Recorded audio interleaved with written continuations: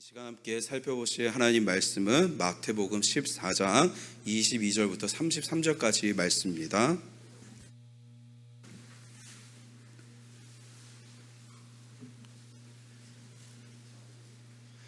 마태복음 14장 22절부터 33절까지 저 여러분이 번갈아 가시면서 교독하시겠습니다. 먼저 제가 22절 읽도록 하겠습니다.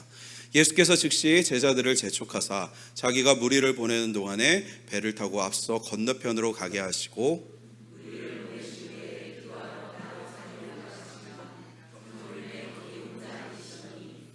배가 이미 육지에서 술이나 떠나서 바람이 거스름으로 물결로 말미암아 고난을 당하더라.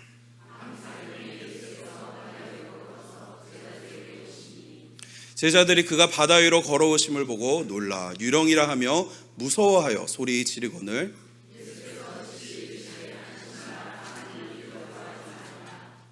베드로가 대답하여 이르되 주여 만일 주님이시거든 나를 명하사 물 위로 오라 하소서 하니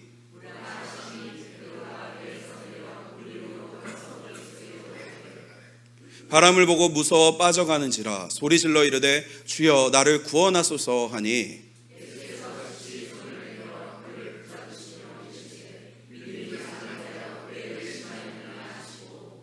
배에 함께 오름에 바람이 그치는지라. 함께 읽겠습니다. 배에 있는 사람들이 예수께 절하며 이르되 진실로 하나님의 아들이로소이다 하더라. 아멘. 네, 여러분 혹시 배를 타보신 적이 있으십니까? 아마 한강에 들러서 이 유람선을 타보신 분도 계시겠고 제주도에서 마라도까지 가는 그런 여러 가지 배편 등을 타보신 그런 기억들을 가지신 분도 계실 것입니다. 오늘 본문 속 제자들은 이 예수님의 명령을 따라서 배를 타고 이 갈릴리 바다 건너편으로 가야 하는 상황이었습니다. 제자들 가운데는 다들 잘 아시다시피 베드로처럼 이 어부 출신의 제자들이 있었기 때문에 이 배를 타고 건너편으로 가는 일은 아무것도 아니었을 것입니다. 그들은 단연간에 이 고기잡이 일로 인해서 이 뱃일은 물론이고 갈릴리 바다 상황은 뻔하게 내 손 안에 있다고 할 수 있을 정도로 그들은 전문가이자 프로들이었기 때문이었죠. 그런데 그런 그들이 지금 어떤 상황 가운데 처해 있습니까? 어두컴컴한 밤중에 이미 배를 타고 육지로부터 술이나 떠나온 상황에서 세찬 바람과 함께 몰아치는 거센 바다로 인해 고난을 당하고 있습니다. 저는 예전에 이 잡지사 기자로 일을 할 때 이 구독자분들을 초청해서 함께 일본 규슈 지방으로 함께 이 풍경 사진을 찍으러 갔던 그런 이벤트를 진행했던 적이 있었습니다. 그런데 그때 최대한 이 경비를 다운시켜서 많은 분들이 참여할 수 있도록 비행기가 아니라 이 배를 타고 가는 일정으로 잡았었죠. 그래서 처음으로 저도 덕분에 이 배를 타고 일본에 해외로 가보는 그런 진기한 경험을 해보게 되었습니다. 이 처음 타보는 해외로 나가는 큰 선박이었고 무엇보다 이제 해외를 간다는 이 설레이는 마음을 가지고 탔는데 이 출발한 지 몇 시간 만에 그런 기대와 설렘은 온데간데 없어지고 속된 말로 지옥문이 열리기 시작했습니다. 이 배는 저녁에 출발해서 아침에 이제 도착하는 일정이라 이제 저녁에 이제 타서 출발한 다음에 막 선상에 뭐 야경이 쫙 펼쳐지고 하니까 너무나도 예쁘다면서 막 사진도 찍고 이제 구독자분들 이제 잡지 보시는 이제 이벤트 당첨돼서 오시는 분들하고도 막 이렇게 대화도 나누고 자 이제 다음 날 이제 일정을 인도해야 되기 가이드를 해야 되기 때문에 빨리 자서 이제 내일 일을 준비하지 하고 이제 방에 가서 이제 누웠는데 얼마 지나지 않아 이 도저히 잠을 잘 수가 없는 지경에 이르렀던 것입니다. 정말 거짓말하지 않고 배가 어찌나 흔들리든지 제가 이렇게 누워 있으면 배가 이런 식으로 막 그 경사가 막 져서 이걸 막 혹시나 미끄러지는 것은 아닌가 막 힘을 빡꽉 주고 그냥 떨어지면 안 돼 하고 막 온몸에 힘을 주면서 그렇게 있었던 그런 경우가 있었었는데 처음 이 겪는 상황이다 보니까 제 머릿속에서는 자연스럽게 야 이러다 이 배가 전복되어서 또 그때 타이타닉이 갑자기 막 떠오르면서 야 이거 혹시 어디 잘못되게 걸려들어서 이게 죽게 되는 거 아닌가 하는 생각이 들어 매우 고통스러운 시간이었습니다. 또 배가 막 이렇게 움직이는 거 어떻겠습니까? 멀미가 이제 막 이제 올라오기 시작해서 막 속도 안 좋고 머리도 안 아프고 막 난리도 아니었습니다. 그래도 이게 비행기 난기류 같았으면은 얼마 지나지 않아서 금방 그쳤을 텐데 이게 생각보다 너무 오랜 시간, 파도가 계속 출렁이는 그 시간이 오래 지속되자 그때 사실 저는 그 교회도 제대로 안 나가던 때였는데 저는 하나님 제가 그동안 믿지 않았는데 하나님 제발 좀 살려주세요, 제발 좀 살려주세요 하면서 울부짖다시피 그렇게 기도했던 그런 기억도 지금 생생하게 떠오릅니다. 그래서일까요?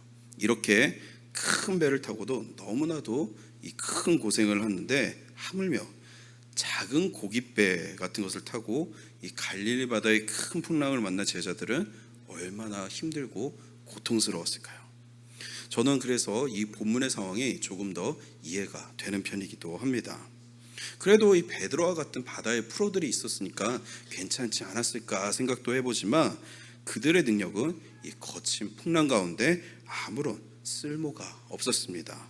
그들이 할 수 있는 것이라고 이 배에서 나가 떨어져 이 풍랑에 휩쓸리지 않도록 그저 단단히 배를 꽉 붙잡고 그저 이 시간이 빨리 지나가기를, 빨리 바다가 잠잠해지기를 바라는 것밖에는, 기적이 일어나는 것을 바라는 것 외에는 할 수 있는 일이 아무것도 없었습니다. 성도 여러분, 오늘 제자들이 이렇게 배를 타고 바다 가운데서 맞게 된 이 거친 풍랑은 오늘날 우리가 살고 있는 이 세상을 의미하기도 합니다. 우리도 어떻습니까? 이 세상이라는 바다 가운데서 살아가고 있죠. 제자들을 바다로 보내신 것처럼 우리 역시 세상 속으로 주님께서 보내셨기 때문에 오늘도 우리는 주님의 명령에 따라서 이 마지막 때라는 건너편을 향해서 열심히 노을을 저어가며 우리도 살아가고 있습니다. 그런데 이 바다가 어떻습니까? 지금 제자들이 겪고 있는 상황처럼 전혀 예상하지 못한 때에 갑자기 거친 바람과 파도가 우리를 덮쳐오기도 합니다.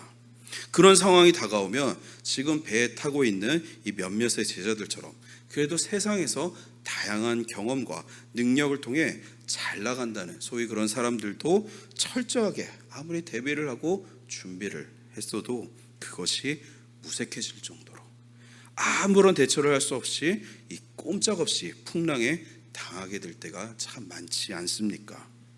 저에게 있어서도 비슷한 상황이 있었습니다.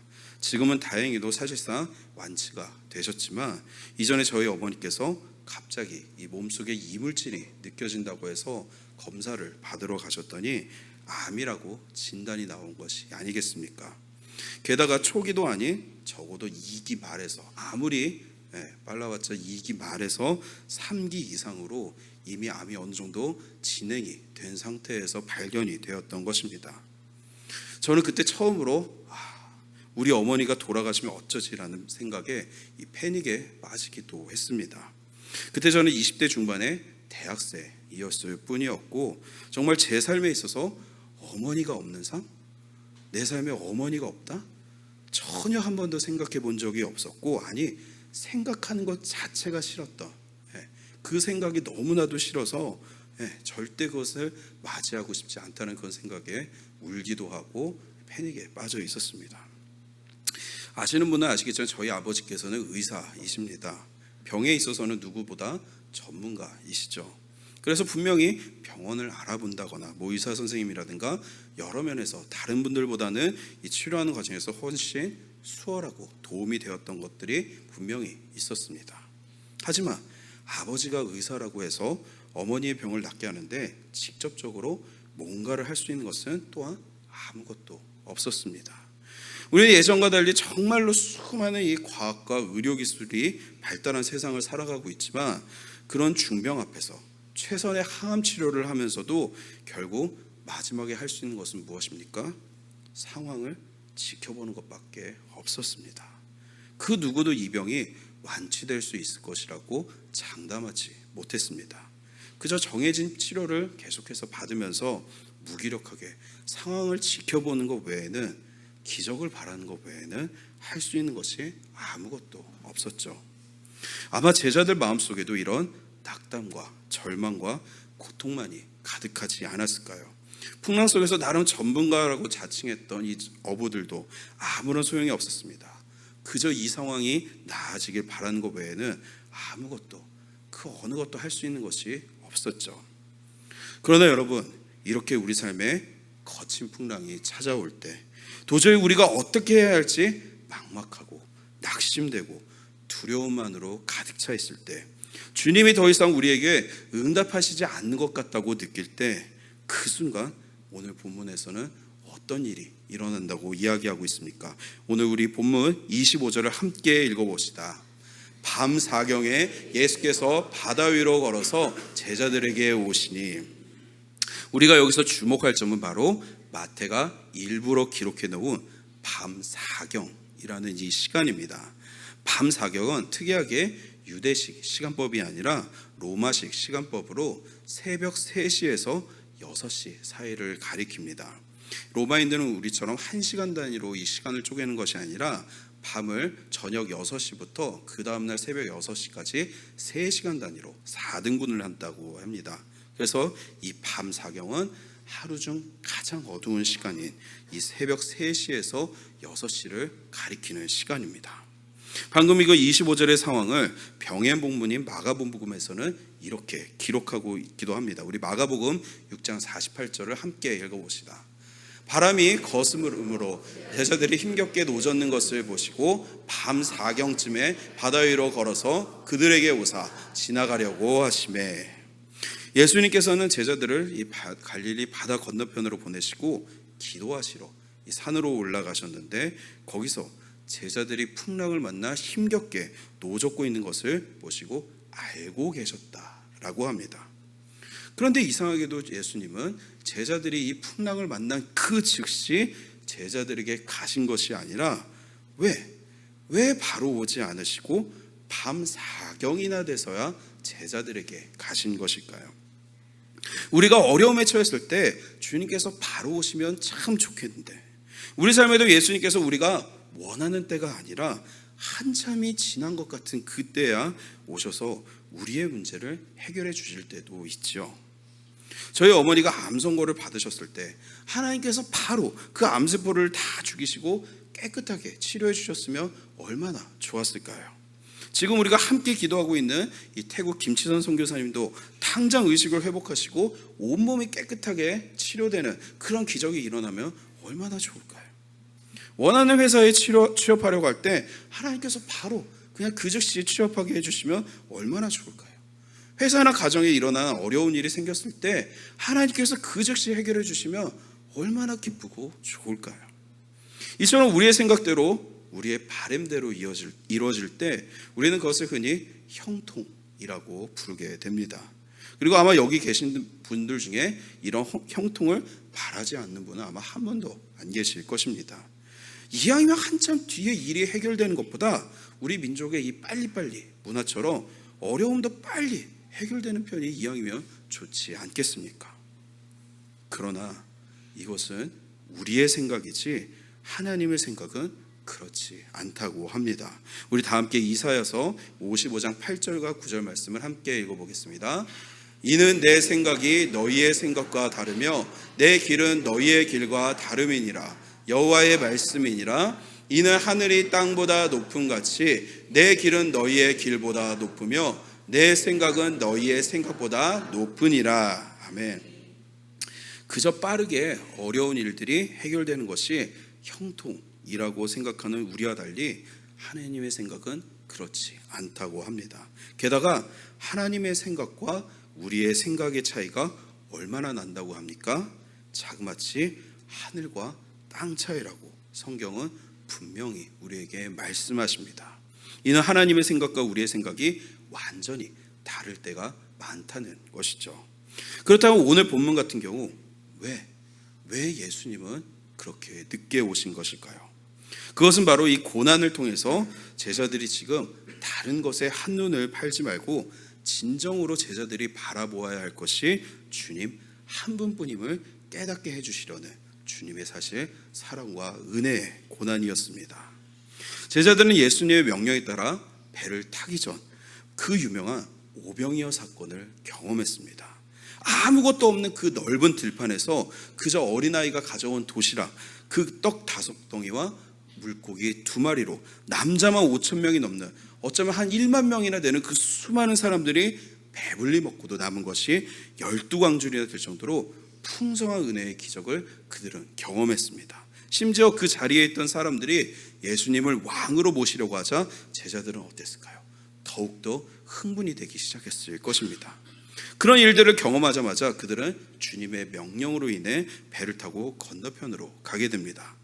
왜 주님은 제자들을 서둘러 배를 타고 무리들은 물론이고 심지어 예수님 자신으로부터도 제자들을 떨어뜨려 놓았던 것일까요?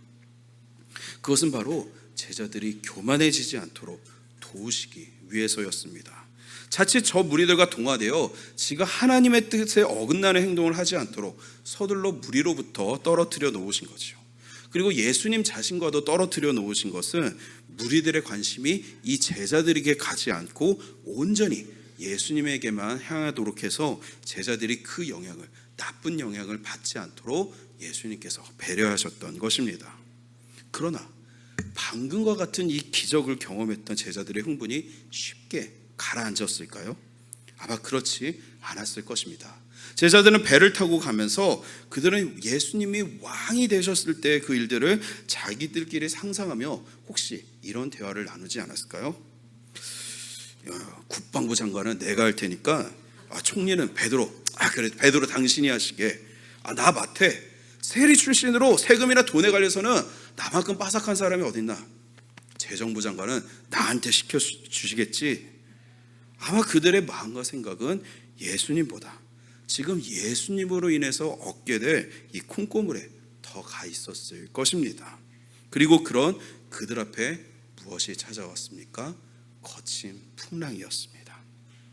이 풍랑은 그냥 풍랑이 아니었습니다. 이 풍랑은 제자들이 가지고 있었던 모든 쓸데없는 세상적 욕심과 교만을 완전히 씻어버리고 정결해지게 만드는 하나님의 도구였던 것이죠. 고난이 없을 때 우리는 하나님이 안 계셔도 얼마든지 이 세상을 자기 힘으로 살아갈 수 있다고 착각하며 하나님의 뜻이 아닌 세상적인 일들을 도모할 때가 참 많습니다. 그러나 고난이 닥치면 그제서야 우리의 연약함과 무능함을 깨닫고 겨우 그때 하나님을 찾게 되는 것이죠. 고난은 비록 고통스러우나 우리가 다른 것을 찾지 않고 온전히 하나님만 바라보고 하나님만을 생각하고 찾게 만들어주는 우리의 모든 것을, 더러운 것을 씻어버리고 깨끗게 하는 정결의 도구가 되기도 하는 것입니다.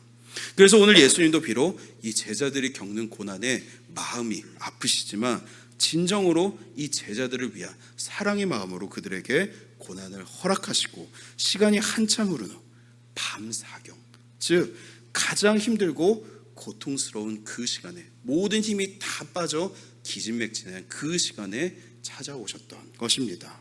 밤새도록 풍랑과의 사투로 지치고 고단해져 있는, 온몸에 힘이 다 빠져 있는 그 시간에 오셔서 제자들이 자신들의 연약함과 무능함을 깨닫고 온전히 예수님만 바라보고 동행하는 거룩한 삶을 살게 하시려고 했던 것이죠. 예수님은 그렇게 가장 힘든 시간, 가장 예수님이 필요한 시간에 찾아오셔서 제자들을 향해서 안심하라, 나니 두려워하지 말라며 제자들을 안심시키십니다. 밤새도록 풍랑과 사투를 벌이며 기진맥진한 상황인데다 지금 사방이 어두컴컴하여 밤사경이 가장 어두운 시간이라고 했죠. 이 주변이 제대로 보이지 않는 그런 상황에서 제자들이 무리를 걸어오고 계신 이 예수님을 알아본다는 것 결코 쉽지 않았을 것입니다. 예수님께서도 그런 제자들의 상태를 아셨기 때문에 제자들을 다독이며 안심시키셨던 것이죠. 따라서 성도 여러분, 지금 여러분이 어떠한 어려운 일을 겪고 계시더라도 절대 포기하지 마십시오. 주님은 비록 우리가 원했던 시간이 아닐지라도 밤사경, 가장 어두운 그 시간에, 우리가 모든 것을 포기하고 놓아버릴 그 시간에 우리에게 반드시 찾아와 우리를 안심시키시고 도와주실 것을 믿으시기 바랍니다. 끝까지 포기하지 마시기 바랍니다. 오직 하나님께 소망을 두고 하나님을 찾으시며 하나님께 매달리시는 복된 성도님들 다 되시기를 바랍니다. 이렇게 오늘 본문은 풍랑 가운데 예수님을 만나 바다가 잠잠해지고 안심하는 것으로 끝나도 이상하지가 않을 것입니다. 그런데 오늘 본문은 유일하게 다른 병의 본문과 달리 이 마태복음에서만 여기서 끝나지 않고 한 가지 이야기가 더 이어집니다. 그리고 그 이야기의 주인공은 다름 아닌 제자 베드로였습니다. 베드로는 벼랑간 이 한밤중에 이 풍랑 가운데 나타난 정체 모를 물체가 예수님이라고 이야기하는 것을 듣자마자 예수님을 향해 이렇게 이야기합니다. 우리 28절을 함께 읽어봅시다. 베드로가 대답하여 이르되 주여 만일 주님이시거든 나를 명하사 무리로 오라 하소서 하니. 여러분, 베드로는 왜 예수님을 향해서 갑자기 이런 부탁을 한 것일까요? 베드로의 믿음이 떨어져서였을까요? 오히려 예수님 왜 이제 오신 것입니까 하면서 볼멘 소리를 하는 게 더 베드로에게 어울리게 느껴지지 않으십니까? 베드로가 이렇게 예수님에게 요청한 것은 지금 자신이 예수님이라고 하는 저 유령과 같이 보이는 저 존재가 정말로 예수님인지 확인하고 싶었던 것입니다. 앞서 이야기했던 것처럼 지금은 가장 어두운 그 당시에는 지금처럼 뭐 형광등이나 가로등 이런 것이 전혀 없었던 그런 시간에 가장 어두운 그런 시간이었죠. 분명히 목소리는 예수님이 맞는 것 같기는 한데 정확하게 보이지 않고, 더군다나 이 풍랑 속을 걸어오는 이상한 이 물체, 이것이 도저히 예수님인지 아닌지 베드로로서는 분간이 가지 않았던 것입니다. 그래서 베드로는 이 유령과 같은 존재가 정말로 예수님이 맞다면 자기에게 물 위로 오라고 명령을 하라고 했던 것이죠. 그런데 왜 하필 이런 요구였을까요? 베드로가 이런 요구를 할 수 있었던 것은 그가 바로 불과 몇 시간 전 경험했던 예수님의 오병이어 기적 때문이었을 것입니다. 떡 5덩이와 물고기 2마리로 5,000명이 넘는 사람을 배불리 먹이신 예수님이시라면, 그리고 이 풍랑 속을 아무렇지 않게 배까지 걸어서 오신 그 예수님이시라면은 나 역시도 얼마든지 이 무리를 걷게 하실 수 있을 것이다라는 그 믿음이 베드로에게 있었던 것이죠. 그래서 자신이 정말로 이 무리를 걸을 수 있다면 이 유령과 같은 존재가 예수님이라는 것을 의심 없이 받아들일 수 있다고 베드로는 그렇게 생각했던 것입니다. 여러분, 우리도 살아가면서 이런 베드로와 같은 때가 있지 않습니까?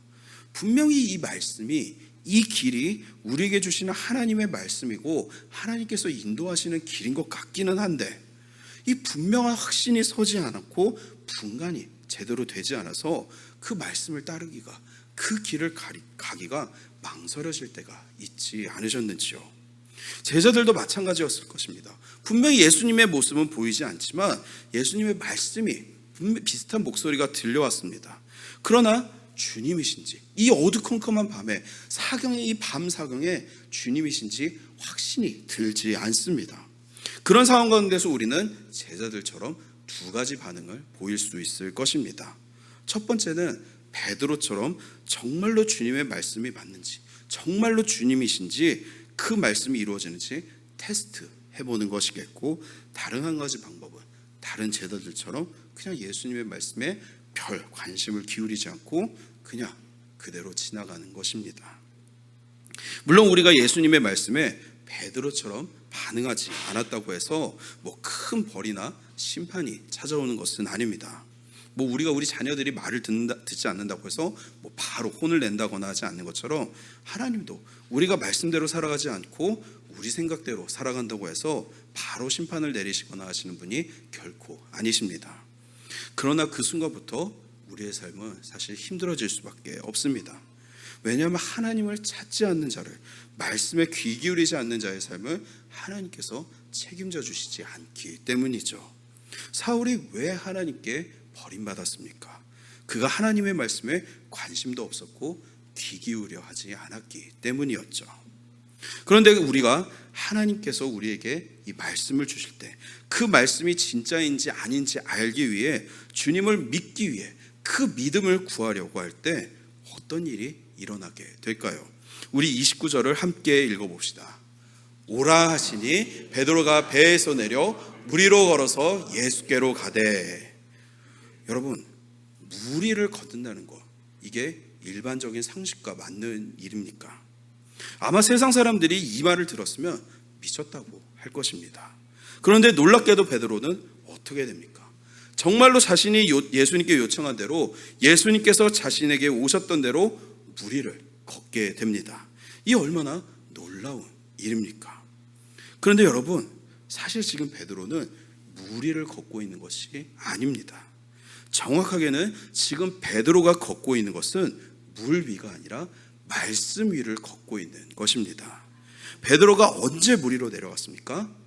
예수님께서 오라, 예수님의 말씀이 있자 그제서야 물 위로 내려갔지요. 예수님의 말씀이 있자 베드로는 그 믿음으로 주님의 말씀 위를 걸을 수 있게 된 것입니다. 따라서 우리에게 정말로 필요한 것이 무엇일까요? 그것은 바로 이 말씀의 능력을 주시는 하나님을 향한 믿음. 우리에겐 바로 능력이 아니라 바로 이 하나님을 향한 믿음이 정말로 필요한 것이죠. 베드로가 물 위를 걸었던 것은 베드로에게 물을 걷는 능력이 있었던 것이 아니라 예수님의 말씀에 그 능력이 임하게 하는 바로 그 믿음 때문에 가능했던 것입니다. 그래서 우리가 신앙생활에 있어서 가장 중요한 것은 뭐 방언하고 통변하고 치유하고 이런 것들이 아니라 먼저 바로 예수님께 있는 그 능력이 우리 삶에 임할 수 있도록 주님을 향한 믿음을 길러가는 것이 정말로 중요합니다. 제가 얼마 전에 동기 목사님 형님을 만난 적이 있었습니다. 요즘 어떻게 지내시냐고 물어보니까 그 목사님은 잘 사역하고 있던 교회를 사임하시고 개척을 시작했다는 것입니다. 아니, 요즘 같은 시대에 개척이 얼마나 힘든데 뭐 교회에서 무슨 지원 같은 거라도 받았냐라고 물어봤더니 이전 사역했던 교회에서 담임 목사님께서 그러지 말고 그냥 계속 같이 사역을 하자라는 것도 마다하고 그냥 가족끼리 우선 예배 드리는 것부터 시작했다는 것이 아니겠습니까? 그 목사님 형님은 자기가 정말 요즘 같은 시대에 제정신이 아닌 것 같아 보일 수 있는데 기도하는 가운데, 정말 하나님 앞에 기도하는 가운데 분명하게 자신에게 주시는 그 마음이 있어서 자기도 순종하는 마음으로 시작했다는 것입니다. 그래도 가족들이 이 일에 동의하기 사실 쉽지 않았을 텐데 어떻게 하셨냐고 물으니까 기간을 정했다고 합니다. 3년. 딱 3년이라는 이 기간 동안 정말 하나님께서 길을 열어주시지 않으신다면 이것이 자기 욕심이라고 받아들이고 다시 사역지를 구하겠다고 가족들과 약속을 했다는 것이었습니다. 즉 정말로 자신에게 주신 이 마음과 이 말씀이 맞는지, 하나님의 뜻이 맞는지 정말 주님이시냐고 물었던 이 베드로처럼 하나님 앞에 진실되게 구하며 테스트하였던 것이죠. 사실 가족들 생각하면 어떻습니까? 기존에 인정받고 열심히 잘 사역하고 있던 이 교회를 섬기는 것이 맞아 보입니다. 그러나 현실에 안주하지 않고 하나님께서 주시는 그 말씀과 뜻을 따라 사는 삶, 마치 아브라함이 본토 친척 아비집을 떠나서 하나님이 말씀하시는 대로, 하나님께서 지시하시는 대로 따라갔던 것과 같은 그 삶을 실천해 보려고 했던 것입니다. 개척은 보면 너무나도 힘든 일입니다. 우리 교회도 사실 그 길을 겪어오지 않았습니까? 경제적으로 쪼들리면 쪼들렸지 더 좋아질 것이란 희망도 사실 거의 없는 일이죠. 그러나 이로 인해 이 형님 목사님이 누리고 있는 가장 큰 유익이 무엇인가 하니 바로 하나님을 더 의지하고 더 가까이 하게 되었다라는 것이었습니다. 필요할 때만 하나님을 찾는 것이 아니라 이제는 정말로 온전히 내 삶에서 하나님만을 의지하며 하나님께서 인도하시는 삶을 살아갈 수밖에 없게 되었기 때문에 나는 요즘 하나님과의 관계가 너무나 좋아지고 가까워졌다면서 비록 경제적으로는 힘들어도 행복해하는 것이 아니겠습니까? 이처럼 우리에게 정말로 중요한 것은 믿음, 정말 나를 인도하시는 주님을 향한 믿음입니다. 그런데 문제는 이어지는 30절에 나오는 것처럼 세상에서 불어오는 그 바람에 우리는 겁을 먹고 믿음이 흔들려서 곧바로 다시 물속으로 빠지는 그런 실패와 실수를 경험하게 되기도 합니다. 그런데 여기서 정말로 중요한 것은 우리의 실패와 실수가 아닙니다. 우리 31절을 함께 읽어봅시다. 예수께서 즉시 손을 내밀어 그를 붙잡으시며 이르시되 믿음이 작은 자여 왜 의심을 하였느냐 하시고, 우리는 이 구절을 읽으며 우리의 믿음이 작음을 책망하시는 것 같은 그런 생각이 들 때도 있을 것입니다. 그러나 이 본문에서 정말 중요한 것은 책망이 아니라 예수님께서 베드로가 실패하는 그 즉시 내미신 그 손, 그 손을 내밀어, 즉시 손을 내밀어 그를 붙잡아 주셨다라는 것입니다. 여러분, 좀 이상하지 않습니까? 아까는 밤 사경이 되도록 기다리도록 오시지 않았던 주님이 왜 이번에는 바로 앞에 계신 주님을 보고도 믿음에 실패한 것 같은 이 베드로에게 곧바로 손을 내밀어 그의 손을 붙잡아 주신 것일까요?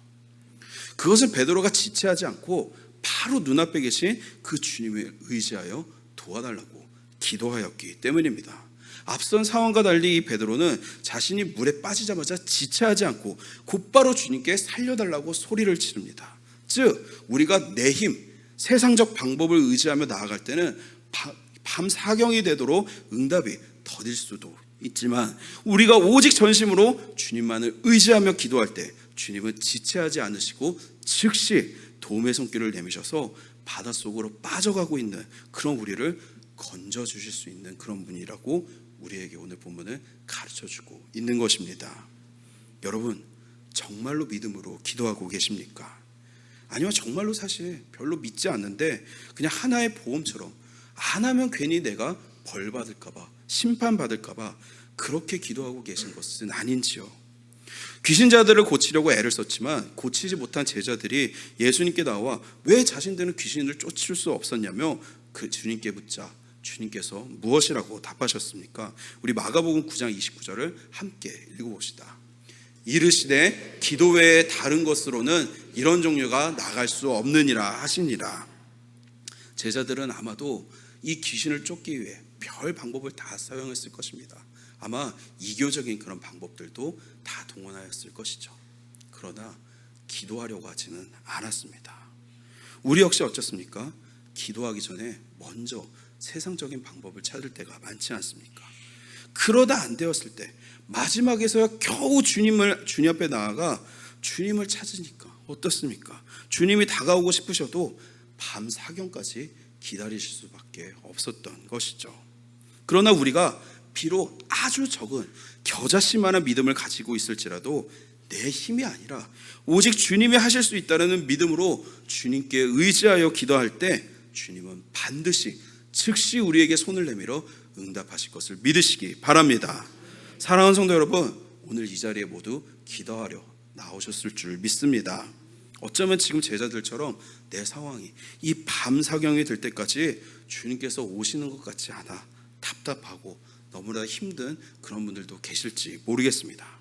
그러나 믿으십시오. 주님은 늦더라도 반드시 우리를 찾아오시고 우리의 고난을 해결해 주시는 분이심을 믿으시기 바랍니다.